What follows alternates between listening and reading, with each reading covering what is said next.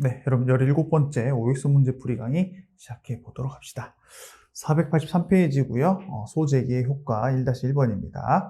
행정심판 청구와 취소 소송의 제기는 모두 처분의 효력이나 그 집행 또는 절차의 속행에 영향을 줍니까? 안 줍니까? 안 주죠. 그게 바로 뭐라고 했어요? 집행 부정지 원칙이라 했었죠. 그렇기 때문에 우리가 집행정지 제도를 이용한다라고 했습니다. 자, 다음 페이지 2-1번. 본안 문제인 행정처분 자체의 적법 여부는 집행정지 신청의 요건이 되지 아니하는 것이 원칙이지만, 그렇다 하더라도 본안 소송의 제기 자체는 적법해야 된다라는 거, 당연히 적법 요건 중에 하나라고 같이 봤었고요. 2-3번. 집행정지 결정을 한 후에 본안 소송이 취하되면은 어떻게 된다고 했어요? 바로 당연히 소멸된다 했습니다. 왜냐하면 우리가 집행정지를 하는 목적 자체가 본안 소송이 끝나기는 오래 걸리기 때문에 집행정지를 한 것이지, 본안 소송이 중간에 취하돼 버리면 당연히 집행정지도 소멸한다라는 걸로 여러분들이 기억하셔야 됩니다. 아시겠죠? 다음 3-1번. 거부 처분에 대해서도 그 효력정지에 구할 이익이 있다. 우리 거집노라고 했었죠. 거집노. 그렇기 때문에 이런 거 바로 맞춰야 돼요. 시험에 나오면 이런 거는 읽는 순간 맞춰서 다른 지문들, 다른 과목들의 시간을 세이브할 수 있는 아주 중요한 문구라고 보시면 돼요.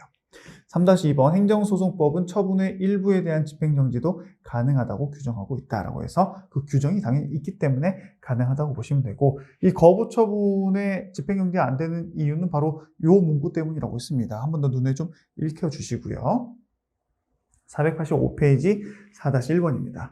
자, 회복하기 어려운 손해랑 금전 보상이 불가능한 경우뿐만 아니라 금전 보상으로는 사회 관념상 행정처분을 받은 당사자가 참고 견딜 수 없거나 또는 참고 견디기가 현저히 곤란한 경우에 유형, 무형의 손해를 말한다고 해서 그 판례 문구 자체를 이렇게 아주 성실하게 친절하게 알려주는 문구를 제가 가져왔고요.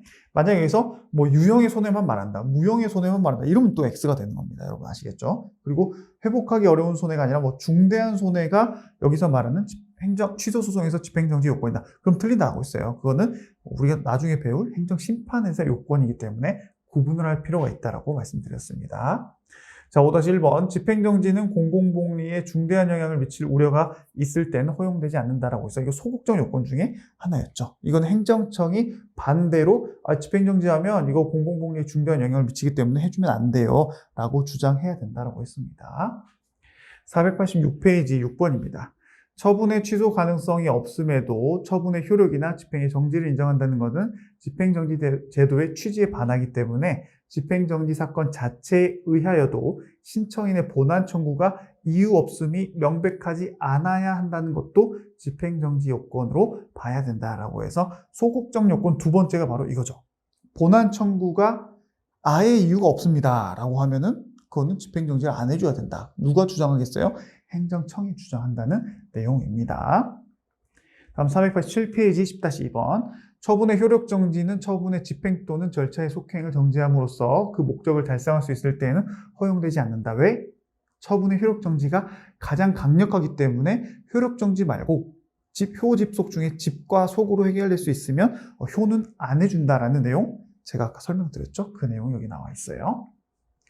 다음 페이지 15번입니다. 집행정지의 결정 또는 기각 결정에 대하여는 즉시 항고할 수 있으며 집행정지 결정에 대한 즉시 항고를 했다 하더라도 그 결정의 집행을 정지하는 효력은 없습니다. 집행부정지 원칙이 여기도 동일하게 간다라고 했어요. 쉬운 문제로 넘어가죠. 489페이지 16번입니다. 민사집행법에 따른 가처분은 항고소송에서 된다 안 된다? 안 된다. 당가라 해서 당사자 소송에서만 인정이 되지 항고소송에서는 이러한 가처분 인정 안 된다라고 했어요. 다음 취소소송의 심리로 갑니다. 1-1번. 행정소송의 대상이 되는 행정처분의 존부는 소송요건의 직권조사사항이고 자백이 대상이 될 수 없는 곳이므로 설사 그 존재를 당사자들이 다투지 않는다 하더라도 그 존부에 관하여 의심이 있는 경우에는 이를 직권으로 봐야 된다라고 해서 처분의 그 대상 자체, 행정처분이 있냐 없냐, 우리 당대의 재정권에서 당연히 따져봐야 될 하나의 중요죠. 뭐예요? 대상적격에서 처분이냐 아니냐, 당연히 적법 요건이기 때문에 이렇게 가는 겁니다. 아시겠죠? 1-5번 행정소송에서 쟁송의 대상이 되는 행정처분의 존부에 관한 사항이 이번에는 상고심에서 비로소 주장이 됐어요. 우리가 아까 말씀드렸죠. 단순 당사자들 간의 사실관계 자체는 사실심까지인 1심에서 2심까지만 다투는 거고 법률심에서는 주장이 맞자 안 다투고 평가 자체를 안 해주는 게 원칙이지만 직권으로 봐야 되는 이러한 내용들, 앞에서 봤던 이 내용이잖아요. 적법 여부 자체 또는 처분 자체 있냐 없냐, 이러한 직권조사사항 같은 경우는 상고심인 3심에서 새롭게 주장됐다 하더라도 상고심의 심판 범위에 해당한다라는 게 판례의 입장이라는 거 잘 기억하시고, 약간 좀 까다롭습니다. 이 논리 자체를 잘 알아야 돼요. 사실심과 법률심 1, 2심과 3심도 구분할 줄 아셔야 되고, 이게 직권조사 사항이냐 아니면 단순 사실관계를 다투는 거냐, 이것도 좀 구분할 줄 알아야지 맞출 수 있는 문제입니다. 아시겠죠? 정신 똑바로 차려야 돼요, 여러분. 492페이지 9-7번입니다. 재량권의 일탈 남용 여부에 대한 입증 책임은 처분청인 행정청에 있다라고 했는데, 우리가 주장 입증 책임에 있어서 일반적인 처분 같으면 원고는 이 처분이 위법함을 주장하면 되고 이 처분의 적법함에 대해서는 행정청이 주장과 입증을 해야 된다고 했었죠. 근데 이 처분이 재량의 일탈 남용과 관련돼 있을 때에는 원고가 다 입증을 해야 된다고 했습니다. 그거를 반드시 구분할 줄 알아야지 맞출 수 있는 문제였어요. 493페이지 10번입니다. 행정심판 절차에서 주장하지 아니한 사항에 대해서도 원고는 취소소송에서 주장할 수 있다라고 해가지고 이런 증거 제출은 사실심 변론 종결시까지 언제든지 주장할 수 있습니다. 대법원에 가면 주장 안 된다는 거, 그것만 기억하시면 되고요. 행정심판에서 안 됐더라도 소송 와서 처음으로 주장하거나 제출해도 증거를 전혀 문제가 되지 않습니다. 11-1번. 취소소송에서 행정처분의 위법 여부는 판결 선고 당시에 법령과 사실 상태를 기준으로 한다. 자, 행정처분의 위법 여부는 항상 언제? 처분 시 기준입니다. 판결 선고 당시로 보시면 무조건 틀리게 되는 겁니다. 아시겠죠? 잘 기억하시고요. 대신에 이걸 헷갈리지 말라고 했었죠? 어떨 때? 사실심 변론 종결 시까지 제출된 모든 증거 자료를 가지고 판단한다. 하지만 그 증거 자료들도 기준이 되는 건 언제나 처분 시 기준이다. 이거 두 개 반드시 기억하시고요. 494페이지 13번입니다. 행정처분의 취소를 구하는 항고소송에서 처분청은 당초 처분의 근거로 삼은 사유와 기본적 사실관계가 기사동이죠. 기사동이 있다고 인정되는 한도 내에서만 다른 사유를 추가하거나 변경할 수 있다라고 해서 아주 모범적인 지문이고요.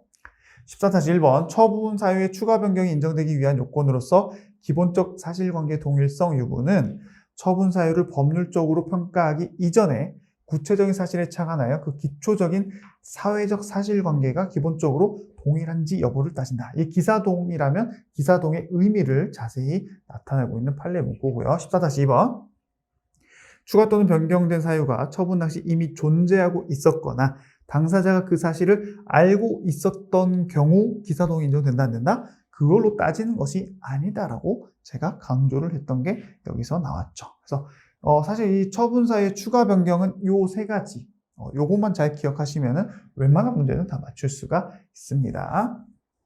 14-3번 이것도 하나의 또 중요한 판례 중에 하나였죠. 처분청이 처분 당시에 적시한 구체적 사실을 변경하지 않는 범위 내에서, 그렇죠? 않는 범위 내에서 단지 그 처분의 근거 법령만을 추가 변경하거나 당초 처분 사유를 구체적으로 표시하는 것에 불과하다면 이거는 처분 사유를 새롭게 추가하거나 변경하는 것 자체가 아니기 때문에 언제든지 이거는 가능하다. 특별히 기사동 따지지도 않고 가능하다라는 결론만 잘 기억하시면 됩니다. 495페이지 16번입니다. 처분 사유의 추가 변경은 언제까지? 사실심 변론 종결 시까지 가능하지 사실심의 확정 판결 이런 단어 자체는 여러분들 기억도 하지 말라고 했습니다. 뭔만 기억하라고 했어요? 사변종만 제가 기억하라고 했어요. 잘 기억하시고요. 498페이지 취소소송의 판결 종료 1번입니다. 원고의 청구가 이유 있다고 인정하는 경우에도 처분동을 취소하는 것이 현저히 공공복리에 적합하지 않다. 이게 뭐였어요? 졌지만 잘 싸웠다? 사정판결이라고 했어요. 그럴 때에는 청구를 기각한다고 했지 각하하면 또 안 됩니다. 그러니까 여러분들이 시험장에서 좀 긴장하다 보면 앞에만 쭉쭉 있다가 법원은 원고 청구를 그래 지기할 수 있지 그래서 각하할 수 있다 해서 O를 골라버리면 아주 큰 미스테이크가 되는 거죠. 기각하는 겁니다. 기각. 아시겠죠? 각하는 뭐예요? 아예 적법 요건 자체를 통과 못했을 때 각하입니다. 기각과 각하를 구분해야 되고 사정 판결은 기각 판결이 각하 판결이 아니다라는 것도 알고 있어야지 맞출 수 있는 문제입니다. 자, 2-1번 무효인 행정행위에 대해서는 사정 판결이 인정된다 안 된다? 안 된다라고 했어요. 왜냐? 무효는 그 효력 자체가 없기 때문에 전혀 사정 판결과 연관 자체가 안 된다라는 개념으로 기억하라고 설명해 드렸습니다. 2-3번 사정 판결을 하는 경우 처분의 위법성은 변론 종결시를 기준으로 판단해야 된다라고 해서 자, 이것도 하나의 아주 낚시 문제로 좋다라고 했었죠. 무조건 처분의 위법 여부는 언제 기준? 처분 시 기준. 근데 사정 판결을 할지 말지는 언제 기준으로 판단? 바로 변론 종결 시 기준으로 판단. 이거 두 가지를 구분할 줄 알아야지만이 이거를 맞추지. 이 문제 계속 나올 건데 이거 구분하지 못하면 계속 틀린다라고 보시면 됩니다. 아시겠죠? 반드시 두 가지 개념을 구분해서 뭔 기준일 때 뭔 기준, 뭔 기준일 때 뭔 기준 이렇게 이해하고 언제든지 맞출 줄 아셔야 돼요. 자, 2-4번 사정 판결의 필요성에 대한 주장 입증은 당연히 누가? 피고인 행정청이 아쉽기 때문에 주장하고 입증해야 됩니다. 자, 사정 판결을 할 사정에 관한 주장 입증 책임은 피고 처분청에 있지만 똑같은 내용이죠. 처분청에 명백한 주장이 없는 경우에도 사건 기록에 나타난 사실을 기초로 법원이 직권으로도 가능하다라고 했습니다. 사정 판결 잘 기억하시고요. 499페이지 2-10번입니다. 자, 법원이 사정 판결을 함에 있어서는 미리 원고가 그로 인하여 있게 될 손해의 정도와 배상 방법, 그 밖의 사정을 조사를 해야 된다라고 해서 그 내용이 나와 있고요. 원고는 처분을 한 행정청을 상대로 손해배상 가능하다고 했었죠. 재해시설의 설치 및 그 밖의 적당한 구제 방법의 청구를 당해 취소 소송이 계속된 법원에 병합해서 제기할 수 있다라고 했습니다. 근데 뭐가 틀렸어요? 이거 되게 어려운 낚시 문제라고 했었죠. 누구를 상대로? 처분을 한 행정청을 상대로 국가배상, 손해배상 가능하다? 아니죠. 국가배상은 그 행정청이 속하는 국가 또는 공공단체를 상대로 손해배상을 해야 되기 때문에 이 지문이 틀린 겁니다. 그래서 혹시 여러분들이 시험장에서 틀렸다거나 혹은 혼자 공부하는데 이게 왜 틀렸지라고 했을 때는 왜 틀렸는지를 반드시 지금 기억하고 시험장에서 나오면 이 문구가 기억이 나겠죠. 계속 봤으니까. 그랬을 때 뭘 따져봐야 된다? 피고를 누구를 지정했는지를 반드시 따져봐야 된다라고 제가 한 번 더 강조를 합니다. 502페이지 6번입니다.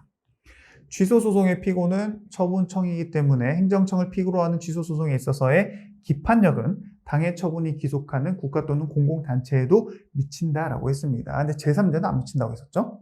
자, 판례는 기판력의 객관적 범위가 판결의 주문만 미친다고 했었지 판결 이후에 설치된 그 전제가 되는 법률관계에 존부에도 미친다고 했어요? 그건 아니죠. 이거는 기속력이라고 했습니다. 기판력과 기속력의 큰 차이 중에 하나라고 했기 때문에 반드시 기억해 주셔야 되고요. 503페이지 9번입니다. 취소소송에서 청구 기각 판결이 확정이 된다면 처분의 적법함에 관하여 기판력이 발생하므로 무효 확인 청구도 할 수가 없다라고 해서 취소소송에서 내가 졌다. 그럼 당연히 적법하죠. 그렇기 때문에 당연히 무효 확인 소송 할 수 있어요? 할 수 있어요? 없다라고 했습니다. 근데 반대는 또 아니다라고 했어요. 그것도 잘 기억하세요. 자, 이제 기속력으로 갑니다. 504페이지. 기속력은 청구 인용 판결뿐만 아니라 청구 기각 판결도 미친다? 자, 기판력은 인용 기각 다 미쳐요. 근데 형성력과 기속력은 인용 판결에만 미친다라고 했습니다. 아시겠죠? 그렇게 잘 구분할 줄 아셔야 돼요. 자, 505페이지 14번. 기속력은 당해 취소 소송의 당사자인 행정청에 대해서만 효력을 미치므로 그 밖에 다른 행정청은 기속하지 않는다. 틀렸죠? 당사자는 행정청 플러스 그 밖의 관계 행정청 다 기속합니다. 자, 기속력은 판결 취지에 따라 행정청을 구속하는 바, 여기는 판결의 주문과 판결 이유 중 설치된 개개의 유효 사유도 모두 포함된다라고 해서 기판력과 다른 점 한 번 더 강조하기 위해서 말씀드렸고요. 시험 많이 나왔어요. 15-3번. 새로운 처분의 처분 사유가 종전 처분의 처분 사유와 기사 동의 동일하지 않는 사유에 해당한다면 그때는 처분 사유가 종전 처분 당시 이미 존재하고 있었고 당사자가 이를 알고 있었다 하더라도 이를 내세워서 새로운 처분을 해도 된다 안 된다? 된다라고 했습니다. 그거는 기사동과 다르기 때문에 기속력에 반하지 않는 처분이 된다라고 했어요. 아시겠죠? 그 내용 중요하기 때문에 짚어봤습니다. 자, 506조 18-1번입니다. 취소 판결이 확정된 후에 그 기속력에 위반하여 같은 사유에 대한 동일한 내용의 처분을 하게 되면은 그거는 무효라고 했었죠. 그 내용이 여기 나와 있고요.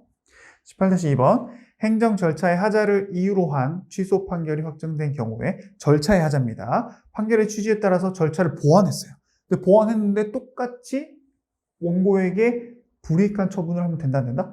된다. 왜냐? 이 절차가 잘못됐다라는 것만 기속력이 생겼기 때문에 절차를 보완해서 적법하게 처분을 내리면 아무 문제가 없다는 내용 한 번 더 말씀드리고요. 19번 행정청의 재처분 내용은 판결의 취지를 존중하는 것이면 되지 반드시 원고가 신청한 그대로 처분을 하라는 뜻은 아니다라는 아주 중요한 판례 문구를 한 번 더 여러분들에게 소개를 해드렸습니다. 기출 어마어마하게 됐었죠? 잘 기억하시고요. 자, 507페이지 20-1번입니다. 거부 처분의 취소 판결이 확정된 경우에 그 처분을 행한 행정청은 종전 처분 후에 발생한 새로운 사유를 내세워서 거부 처분 가능하다고 했습니다. 새로운 사유. 그렇죠? 기존의 기속력이 생겨버린 사유가 아닌 새로운 사유는 아무 문제가 없다는 거 한 번 더 말씀드리고요. 508번, 508조 24번입니다. 거부 처분에 대한 취소의 확정 판결이 있음에도 행정청이 아무런 재처분을 하지 않은 경우뿐만 아니라 재처분을 했지만 그 재처분이 취소 판결의 기속력에 반할 때는 뭘 해야 돼요? 간접강제 신청을 해서 간접강제의 대상이 된다라는 거죠. 자, 오늘 배웠던 내용들도 중요한 논점들이 꽤나 많았습니다, 여러분. 제가 OX 문제집 같은 경우는 시험에 자주 나오는 내용, 그 문제들 위주로 같이 풀었기 때문에 문항수는 많지는 않지만 오늘 저랑 같이 풀었던 문항들은 어느 해의 시험을 보더라도 나오지 않을 가능성이 매우 낮고 나올 가능성이 반대로 매우 높기 때문에 반드시 그 문제들을 여러분들이 자주 보고 바로바로 결론을 맞출 수 있고 낚시 문제를 잘 걸러내야 된다는 말씀 드리면서 오늘 강의를 마무리해 보도록 하겠습니다. 아마 다음 강의면 일단 압축 강의는 끝이 날 거고요. 우리 이제 사례형 문항, 사례형 문제들 또한 2강 정도로 해서 같이 또 풀어볼 거기 때문에 그렇게 생각하시면서 계획을 짜주시면 될 것 같습니다. 여러분 이번 주 한 주도 정말 고생 많으셨고요. 저는 오늘도 내일도 더욱더 좋은 강의, 쉬운 강의로 여러분들을 찾아뵙도록 하겠습니다. 여러분